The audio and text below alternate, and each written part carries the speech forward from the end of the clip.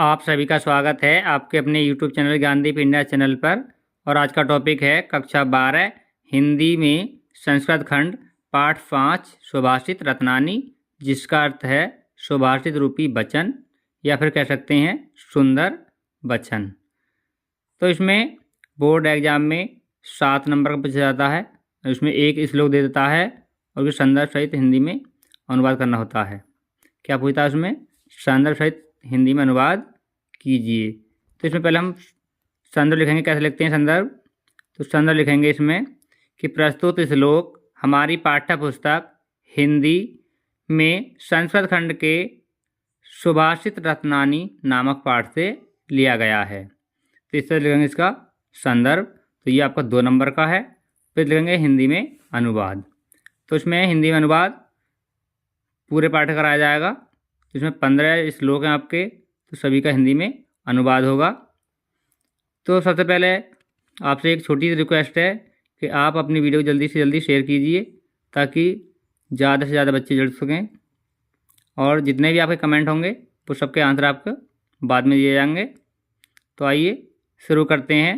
तो पहला श्लोक है हमारा, भाषासु मुख्या मधुरा दिव्या गिर्वाण भारती तस्या ही मधुरम काव्यम तस्मदपि सुभाषितम। भाषासु माने भाषाओं में, मुख्या माने मुख्य, मधुरा माने मधुर, दिव्या माने अलौकिक, गिरबाण भारती माने संस्कृत भाषा या देववाणी की भाषाओं में मुख्य, मधुर और अलौकिक संस्कृत भाषा है। तस्या ही मधुरम काव्यम, तस्या ही मधुरम उससे भी अधिक मधुर, काव्यम माने काव्य है, तस्मदपि सुभाषितम और उससे भी सुंदर उसके वचन हैं। दोबारा बार रिपीट कर लेंगे कि भाषाओं में मुख्य, मधुर और दिव्य संस्कृत भाषा है, उससे भी मधुर उसका काव्य है और काव्य से भी मधुर उसके वचन हैं। दूसरा श्लोक देखेंगे।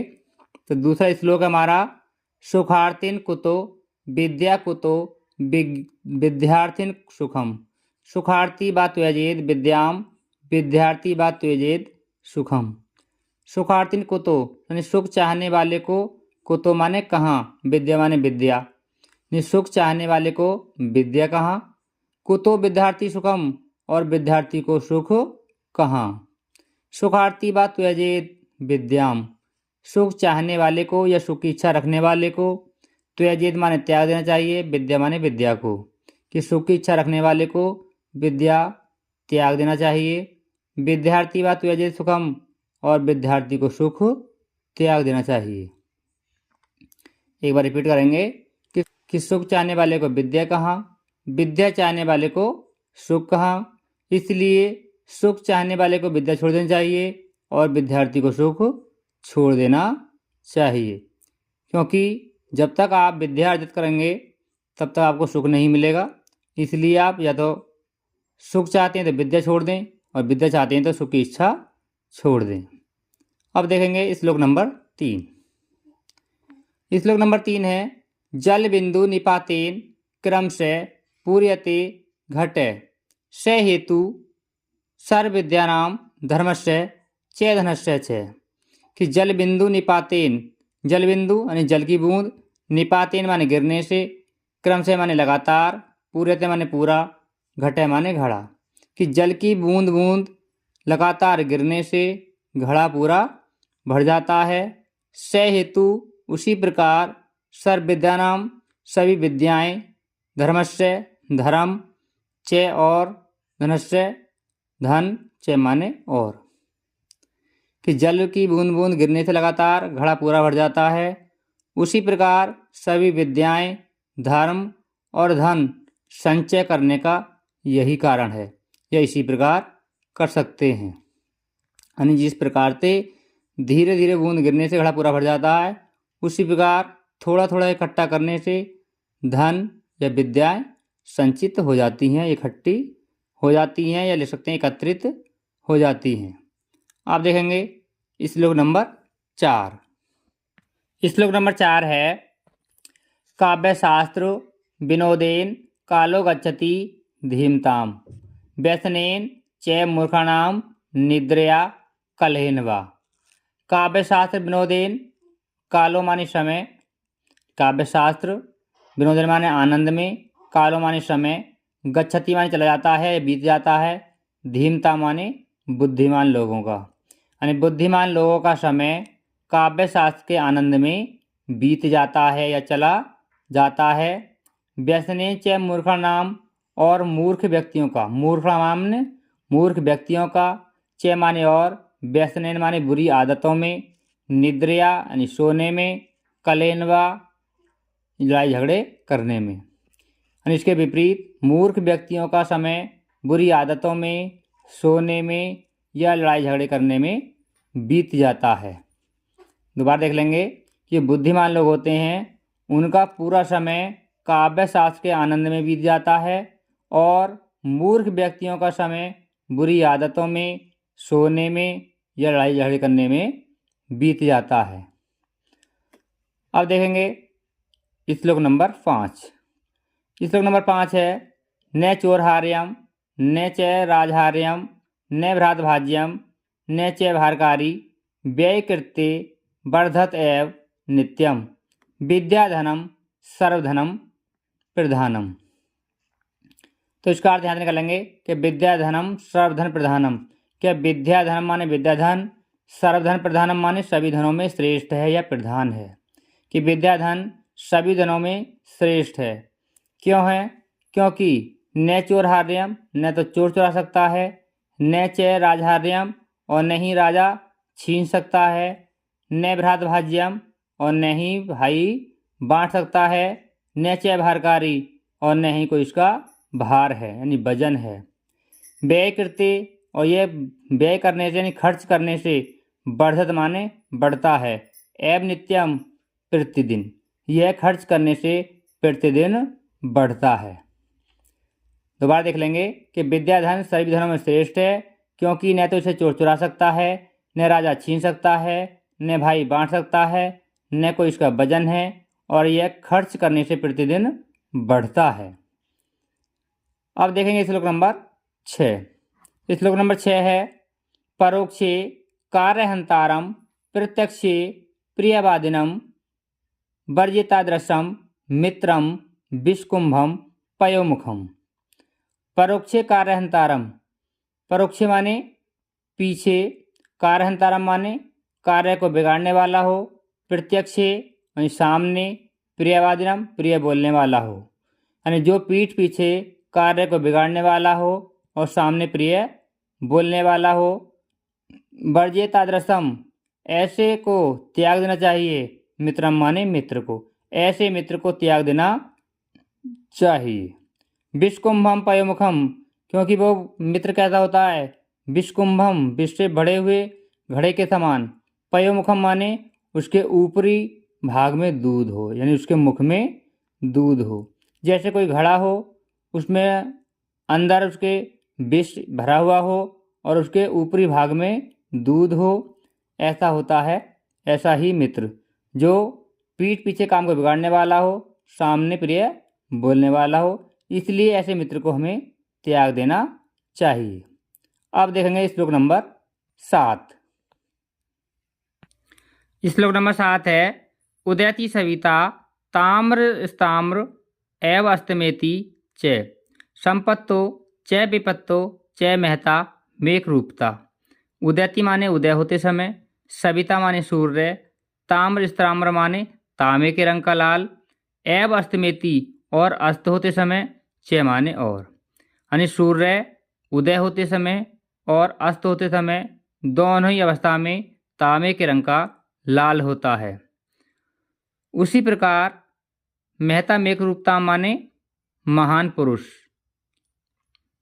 जो महान पुरुष होते हैं वो संपत्ति च विपत्ति, संपत्ति के आने पर या फिर विपत्ति के आने पर दोनों ही अवस्था में एक समान रहते हैं। दोबारा देख लेंगे कि जिस प्रकार सूर्य उदय होते समय तांबे के रंग का लाल होता है और अस्त होते समय भी, उसी प्रकार महान पुरुष संपत्ति के आने पर और विपत्ति के आने पर दोनों ही अवस्था में एक समान रहते हैं, यानी सुख और दुख दोनों में एक समान रहते हैं, ना तो उन्हें ज़्यादा दुख होता है और ना ही ज़्यादा खुशी होती है। इसलिए जो महान पुरुष होते हैं वो दोनों ही अवस्था में एक समान रहते हैं। अब देखेंगे श्लोक नंबर 8। श्लोक नंबर 8 है विद्या विवादाय धनम मदाय शक्ति परेशान परिपीर्णाय खलस्य साधो विपरीताम में नागयज्ञ दानाय च रक्षणाय। यानी विद्या विवाद के लिए, यानी वाद विवाद के लिए, धनम मदाय धन घमंड के लिए, शक्ति परेशान शक्ति दूसरों को परेशान करने के लिए, परिपीड़ना माने परेशान करने के लिए। यानी विद्या वाद विवाद के लिए, धन घमंड के लिए, शक्ति दूसरे को परेशान करने के लिए होती है। खलस्य माने दुष्ट व्यक्तियों की। तो आप इसका हिंदी में अनुवाद जब लिखेंगे तो यहाँ से स्टार्ट करेंगे कि दुष्ट व्यक्तियों की विद्या वाद विवाद के लिए, धन घमंड के लिए, शक्ति दूसरों को परेशान करने के लिए होती है, पीड़ा पहुंचाने के लिए होती है। इसके विपरीत साधु माने सज्जनों की, इसके विपरीत सज्जनों की विद्या ज्ञान के लिए, धन दान के लिए और शक्ति दूसरों की रक्षा करने के लिए होती है। तो आपने वीडियो को शेयर नहीं किया था, पहले शेयर कीजिए। उसके बाद देखते हैं अब श्लोक नंबर 9। तो श्लोक नंबर 9 है सहसा विधित न क्रियामेव विवेक परम आपदाम पदम वृणुते ही विमस कारण गुणलोब्धा स्वयमेव संपदय। सहसा विधित न क्रियाम विवेक बिना सोच विचार के, यानी एकदम, सहसा विदित एकदम करना, ठीक है, एकदम कार्य करना, क्रियाम विवेक यानी बिना सोच विचार के कार्य करने पर परम आपदा पदम परम आपदा का घर है। यानी बिना सोच विचार कार्य करना एक परम आपदा का घर है। वृणुते ही विमर्श कारण गुणलोब्धा स्वयमेव संपदय। जो लोग सोच विचार के कार्य करते हैं उनको गुण की लोभी वेदियाँ स्वयं वर्ण कर लेती हैं। कि हमें सोच विचार कर कार्य करना चाहिए, क्योंकि सोच विचार के कार्य करने वाले व्यक्तियों को गुण की लोभी वेदियाँ स्वयं वर्ण कर लेती हैं। जो बिना सोच विचार कार्य करते हैं उनके लिए परम आपदा होती है या हो जाती है। ठीक है, सहसा विदित माने एकदम या बिना सोच विचार के हमें कोई भी कार्य नहीं करना चाहिए, क्योंकि वह परम आपदा का घर होता है या परम आपदा आ जाती है। अब देखेंगे श्लोक नंबर 10। तो श्लोक नंबर 10 है कि वज्रादपि कठोराणी मृदुनी कुसुमदपि लोकोत्तराणाम चेतांसी को न बेगतु मरहति। कि वज्र से भी कठोराणी माने कठोर, वज्र से भी कठोर, मृदुनी माने कोमल, कुसुमदपि माने पुष्प से भी, यानी जिसका हृदय वज्र से भी कठोर और पुष्प से भी कोमल है। चेतांसी माने हृदय, लोकांतर माने उस पुरुष को कौन जान सकता है, अर्थात ऐसे व्यक्तियों का हृदय कौन जान सकता है जिसका हृदय वज्र से भी कठोर हो और पुष्प से भी कोमल हो, अर्थात उसका हृदय यानी चित्त को कोई नहीं जान सकता। वो कैसा होता है? लोकोत्तराणाम माने देवताओं की तरह होता है। ऐसा मनुष्य कैसा बताया गया है? देवताओं की तरह। अब देखेंगे श्लोक नंबर 11। अब देखेंगे श्लोक नंबर 11 कि प्रणाति ये सुचरिते पितरम से पुत्रो यत भर्तुरेव हित मिच्छति तत्कलत्रम तन्मीमित्रमादपि सुखे च समक्रियम यद एकत्रयंत जगति पुण्यकृते लभन्ते। कि प्रणाति माने प्रसन्न करे, से सुचरित्रे अपने सुंदर चरित्र से, पितरम माने पिता को, से पुत्रो वह पुत्र जो अपने सुंदर चरित्र से अपने पिता को प्रसन्न करे। यद भर तुम ऐसी स्त्री यदि भर्तृम अपने पति को हितैषी हित चाहती हो या हित में कार्य करती हो, तत्कलत्रम ऐसी स्त्री जो अपने पति का हित चाहती हो या हित में कार्य करती हो, तन्मित्रमादपि सुखे च समक्रियम यद, और ऐसा मित्र जो सुख और दुख दोनों ही अवस्थाओं में काम करे। एकत्रयम जगति पुण्यकृत्य लभन्ते, ये तीनों जगति माने संसार में पुण्यकृत्य माने पुण्य कार्य करने वाले को लभन्ते माने मिलते हैं या प्राप्त होते हैं। हम दोबारा देख लेंगे कि ऐसा पुत्र जो अपने सुंदर चरित्र से अपने पिता को प्रसन्न करे, ऐसी स्त्री जो अपने पति का हित चाहती हो, ऐसा मित्र जो सुख और दुख दोनों में साथ दे, ये तीनों इस संसार में पुण्य आत्मा वाले व्यक्ति को ही मिलते हैं।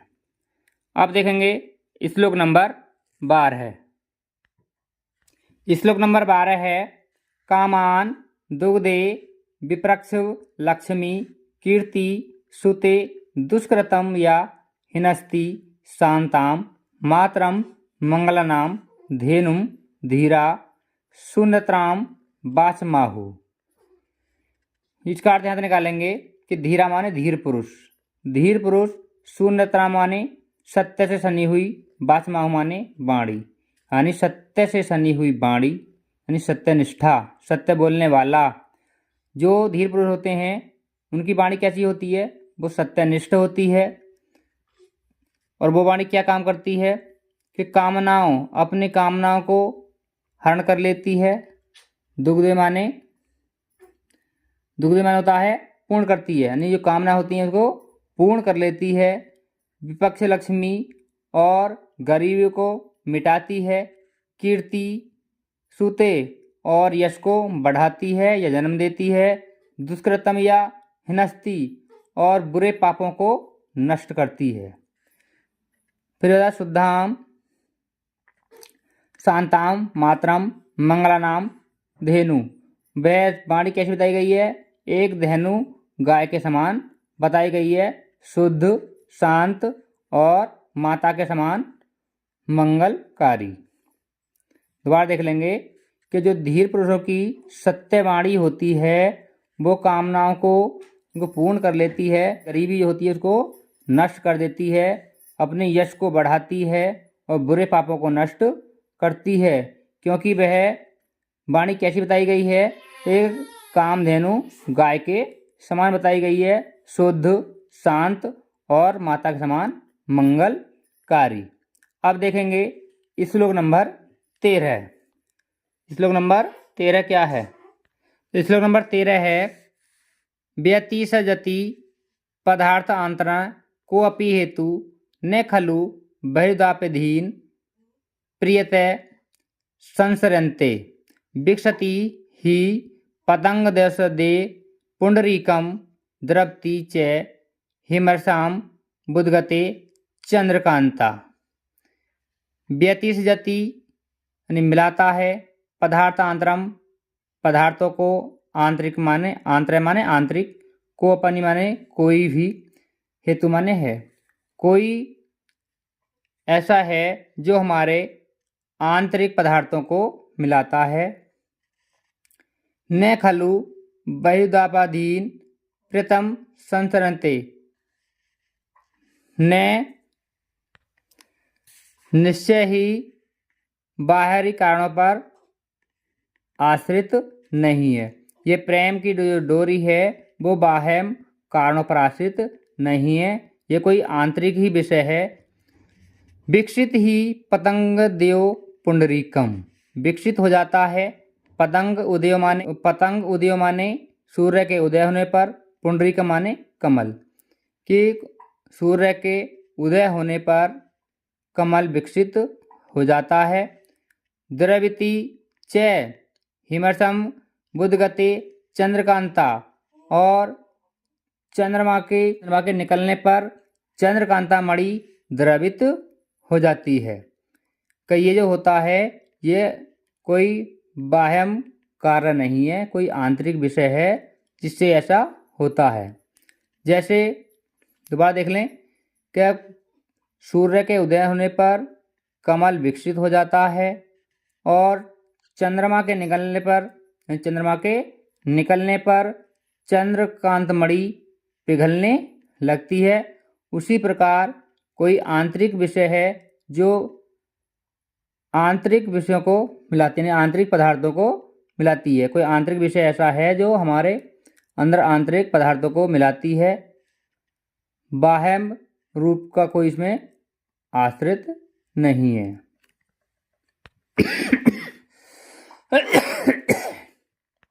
दोबारा देख लेंगे कि इसमें बताया गया है कि वियजति पदार्थ आंतरम कोपी हेतु कि ये कोई आंतरिक कारण ही है जो इन पदार्थों को मिलाता है। प्रेम के लिए बाह्यम कारणों का आश्रित होना बेकार है, अर्थात बाहरी कारणों पर यह आश्रित नहीं होता है। ये प्रेम है, इसमें कोई ना कोई आंतरिक कारण है जो आपस में मिलाता है। बाहरी कारणों का इसमें आश्रित होना बेकार है या आश्रित नहीं हो सकता है। अब देखेंगे श्लोक नंबर 14। प्रश्न नंबर 14 है निदंतु नीति निपुणा यदि वा स्तुवन्तु लक्ष्मी समाविस्तु गच्छतु वा यथेष्टम अद्येव वा मरणस्तु युगान्तरे वा न्यायव्याथ्य पथ्य प्रविचलन्ति पदम न धीरा। तो इसमें इसका ध्यान देने कर लेंगे कि जो धीरा माने धीर पुरुष, जो धीर पुरुष होते हैं वो अपने पथ के, ठीक है, सच्चे पथ से विचलित नहीं होते हैं, या उनके पैर सच्चे पथ से विचलित नहीं होते हैं। चाहे नीति से निपुण लोग उनकी निंदा करें यानी बुराई करें, या फिर उनकी अस्तबंतु माने प्रशंसा करें। यानी नीति से निपुण लोग चाहे तो उनकी निंदा करें धीर पुरुषों की, या फिर उनकी प्रशंसा करें। चाहे लक्ष्मी समाविस्तु, चाहे लक्ष्मी आए, गच्छतु वा यथेष्टम, चाहे लक्ष्मी अपनी इच्छा अनुसार चली जाए, यानी उनके पास चाहे तो लक्ष्मी आए या अपनी इच्छा अनुसार लक्ष्मी चली जाए। अद्येव वा मरणम अस्तु युगांतरे वा, चाहे उनकी मृत्यु आज ही हो जाए या फिर युगों के बाद हो, अर्थात बहुत दिनों के बाद हो, वह अपने सच्चे पथ से विचलित नहीं होते हैं। दोबारा देख लेंगे कि जो धीर पुरुष होते हैं वो अपने सच्चे पथ से विचलित नहीं होते हैं। चाहे नीति से निपुण लोग उनकी निंदा करें यानी बुराई करें या उनकी प्रशंसा करें, लक्ष्मी आए या अपनी इच्छा अनुसार चली जाए, चाहे उनकी मृत्यु आज ही हो जाए या फिर उनकी मृत्यु बहुत दिनों के बाद हो, लेकिन वो अपने सच्चे पथ से विचलित नहीं होते हैं। अब देखेंगे श्लोक नंबर 15। श्लोक नंबर 15 है ऋषियो राक्षसी, ठीक है, ऋषियो राक्षसी माहु वाच मुन तैदृशत्यो सायोनि सर्वेराणम साही लोकस्य निरसति। ये हमारा लास्ट श्लोक है इस चैप्टर का। तो ऋषियों राक्षसी माहु, तो ऋषियों माने ऋषियों ने, राक्षसी माने राक्षसी वाणी कहा है। किसे कहा है? वाच उन मुक्त द्रप्त तयो, तो मत वाले और अहंकारी, मत वाले और अहंकारी जो वाणी होती है उस वाणी को ऋषियों ने राक्षसी वाणी कहा है। यानी जो मत वाले होते हैं और अहंकारी होते हैं ऐसी वाणी को ऋषि मुनियों ने क्या कहा है? राक्षसी वाणी कहा है। क्यों कहा है? क्योंकि सा योनि, वह योनि माने जन्म देती है, उत्पन्न करती है, सर्वैणाम सभी दुश्मनों को। ऐसी वाणी सभी प्रकार से दुश्मनों को उत्पन्न करती है, जो उत्पन्न करने वाली होती है। साही, और वह ही लोकस्य संसार में निरस्थिति, निरृति माने विपत्तियों का कारण है। ठीक है, दोबारा देख लेंगे कि ऋषि मुनियों ने मत वाले और अहंकारी लोगों की वाणी को राक्षसी वाणी कहा है, क्योंकि वह क्या करती है? उत्पन्न करती है क्या? दुश्मनों को। वह दुश्मनों को उत्पन्न करती है और वह संसार में विपत्तियों का कारण होती है। ये संसार में विपत्ति उत्पन्न करती है। तो ये था हमारा कक्षा 12 का पाठ 5 सुभाषित रत्नानी। तो ये आपको पाठ कैसा लगा हमें कमेंट करके ज़रूर बताते रहें। हम आपके कमेंट अभी देखेंगे सबके और सबके जवाब देंगे। तो आप जितने भी कमेंट हैं अभी आपके जैसे आपको रिप्लाई मिलेगा। तो आज की वीडियो में बस इतना ही। आपको ये वीडियो कैसा लगा हमें कमेंट करके ज़रूर बताते रहें और मिलते हैं अगली वीडियो में। तब तक सभी दोस्तों को नमस्कार।